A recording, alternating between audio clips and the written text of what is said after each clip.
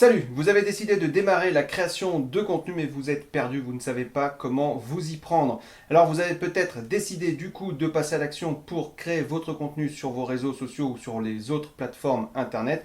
Et vous avez raison parce que c'est maintenant qu'il faut s'y prendre, c'est maintenant qu'il faut prendre le train en marche. Alors, peut-être que vous avez peur de ne pas savoir vous organiser pour le faire. Et bien du coup, vous allez manquer de temps. Vous pensez en tout cas manquer de temps. Peut-être que vous êtes stressé de ne pas savoir avoir assez de choses à dire. Et probablement aussi que vous vous sentez peut-être démuni face à la multitude de formats, de contenus qui existent et vous ne savez pas quoi faire ou comment faire. Bref, peut-être que vous êtes perdu et que vous souhaitez y voir plus clair. Alors, dans tous les cas, vous avez envie d'avoir plus de visibilité sur Internet pour développer au mieux votre activité. Et ça, j'en suis certain. Alors, je vais vous donner dans cette vidéo quelques astuces pour bien vous organiser et optimiser votre temps par rapport à votre création de contenu. Surtout si vous la démarrez. Et vous allez voir, si vous arrivez à suivre ce plan-là, ce sera assez facile. Pour les autres problématiques, je ferai évidemment d'autres vidéos, mais vous pouvez déjà trouver quelques réponses sur ma chaîne YouTube. Donc allez faire un petit tour, il y a plus de 150 vidéos au moment où je tourne celle-ci. Donc avant de commencer et de vous donner ces fameuses astuces, je vais vous dire pourquoi il est important de créer du contenu. En un, le référencement naturel. Aujourd'hui, le contenu, c'est ce qui va définir en fait votre marque, votre identité en quelque sorte. Je fais un raccourci évidemment, mais la finalité reste la même. D'ailleurs, sur ma formation, le personal branding, on voit tout ça très en détail. Ok, je vous laisserai jeter un coup d'œil sur mon site. Mais surtout, ayez à l'esprit que la création de contenu, c'est devenu la guerre des services marketing et notamment le principal défi. Alors le contenu, c'est quoi? Eh bien, c'est ce que vous allez montrer à votre audience, à vos prospects, à vos clients. Vous allez parler de votre vie perso et de votre vie pro, des anecdotes, montrer des photos, des graphiques, etc. Bref, tout ce que vous allez partager, c'est ce qu'on appelle le contenu. Alors, en essayant ce contenu qui soit toujours intéressant pour votre audience, ça c'est super important, c'est primordial. Alors maintenant, voyons voir les types de formats rapidement. Qu'est-ce qu'on peut trouver? Il y a l'article de blog, la vidéo, l'image, le podcast, la newsletter, on peut dire les livres blancs. Alors, les livres blancs, c'est toutes les ressources un petit peu à télécharger, ça peut être les PDF, etc. Bref, dans chaque format, il y a évidemment des déclinaisons. Alors pour bien comprendre, si par exemple vous choisissez le format vidéo, on peut évidemment décliner en story, en webinaire, en blog, etc., en tuto, voilà. Donc maintenant que tout ça est posé, on va voir comment s'organiser, car en fait c'est le fond du problème de 80% de mes stagiaires ou de mes clients. Pour eux, c'est impossible de s'organiser et d'avoir le temps de créer et de publier sur ces plateformes-là. C'est ce qu'ils pensent. Et ils n'ont pas tort sur le fond puisqu'ils ne savent pas encore s'organiser. Et d'ailleurs, c'est pour ça qu'il existe des community managers. Mais si vous ne voulez pas payer quelqu'un qui gère tout votre contenu et que vous voulez le faire vous-même, ben pour ça, il y a quand même quelques astuces à mettre en place. La première, ça va être de définir votre temps. Alors, vous savez ou pas d'ailleurs que nous avons 1440 minutes dans la journée. Eh bien, vous allez devoir répartir ces 1440 minutes volontairement dans votre journée, en pleine conscience, et j'insiste. Là déjà, vous déculpabiliserez. Et ça, c'est un vrai premier grand pas.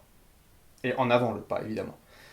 Il y a 5 types de temps. Et je vous invite d'ailleurs à lire pour ça le super bouquin de Fabien Olicard, Votre temps est infini. Vous retrouverez énormément de pépites. J'en prends quelques-unes, évidemment, que j'ai intégrées à mon propre process.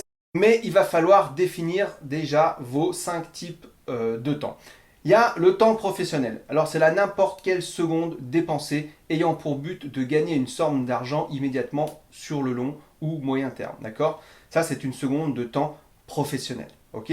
La création de contenu par exemple, c'est du temps professionnel. Et même si vous n'en avez pas l'impression, le contenu vous fera gagner de l'argent à plus ou moins long terme. Ensuite, en deux, nous avons le temps personnel. Ça va être par exemple les vacances, faire du vélo avec des potes, regarder un film, etc. C'est une sorte de temps avec une forme relative de productivité et d'utilité. Ces actions, en fait, elles doivent se pratiquer sans être une corvée. Ça, c'est très important. Ensuite, on a le temps pour soi, le troisième temps. C'est la petite nuance avec le temps personnel. Souvent, c'est le temps qui est le plus sacrifié. Et ça, c'est tout ce qui va nourrir votre corps, votre esprit, et vous-même en fait, votre âme si vous voulez. Donc c'est en gros l'acquisition de nouveaux savoirs, de nouvelles compétences, faire du sport, apprendre une langue, etc. Tout ça, c'est le temps pour soi. Ensuite, nous avons le temps obligatoire. Alors ça, c'est le temps qu'on n'a pas le choix. Tous les trajets pour aller au boulot, pour emmener les enfants, à droite, à gauche, etc. C'est tous les moments, en fait, où l'on pense ne pas pouvoir faire autrement. On peut inclure, par exemple, le sommeil, les repas, l'hygiène personnelle, etc. Ok, ça, c'est du temps obligatoire. Et enfin, le cinquième temps, c'est le temps perdu. Alors, le temps perdu, ça va être scroller sur Facebook, par exemple. Ça va être regarder son téléphone toutes les 10 minutes et sans même retenir l'heure que c'est alors qu'on était là pour ça. Bref, tout ça, c'est des sortes de non-temps. Et maintenant, ok, que vous avez compris les différents temps, moi je vous invite à prendre une feuille et à répartir les minutes ou les heures dans chaque catégorie de temps. Et notamment ce que vous avez fait la semaine dernière par exemple. Et vous allez voir quel temps vous allez utiliser le plus. Soyez vraiment honnête et comme ça vous allez pouvoir aménager votre emploi du temps dans la création de contenu. Vous pouvez mettre la vidéo sur pause pour faire votre petit exercice ou alors vous le faites après la vidéo.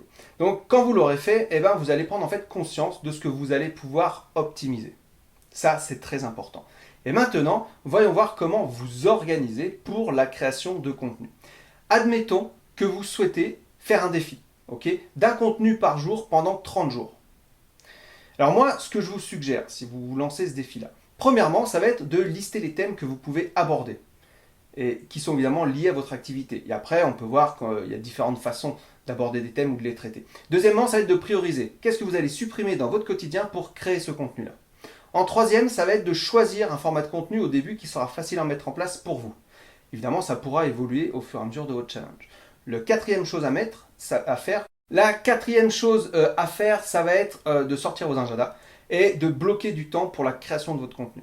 C'est très simple, par exemple, un bloc de temps de 3 heures tous les lundis, par exemple. Vous dites, tous les 3 heures, je fais ça. Je fais ma création de contenu. Et le cinquième, ça va être de créer plusieurs contenus à la suite dans votre bloc de temps, en fonction du nombre d'heures que vous allez y allouer. Et en fonction, vous ajustez votre bloc de temps. Par exemple, si en 3 heures vous faites 8 contenus, vous savez qu'il vous faudra 4 lundis pour faire vos 30 contenus.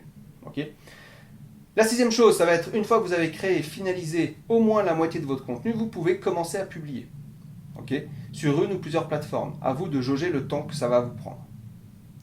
Mais alors, qu'est-ce qui va faire que vous allez réussir à vous organiser? Eh bien, ça va être votre volonté de prioriser. Et c'est l'étape 2, en fait, la plus importante. Parce qu'en fait, si vous trouvez toujours mieux à faire que de créer du contenu pour mettre en valeur votre activité ou votre savoir-faire, eh bien, vous n'y arriverez jamais. Ce que je veux dire, c'est que ça doit venir de vous. Il n'y a pas 36 solutions, il n'y a pas de solution miracle. Oui, je peux vous donner un process. Mais si ça ne vient pas de vous, les process ne serviront à rien.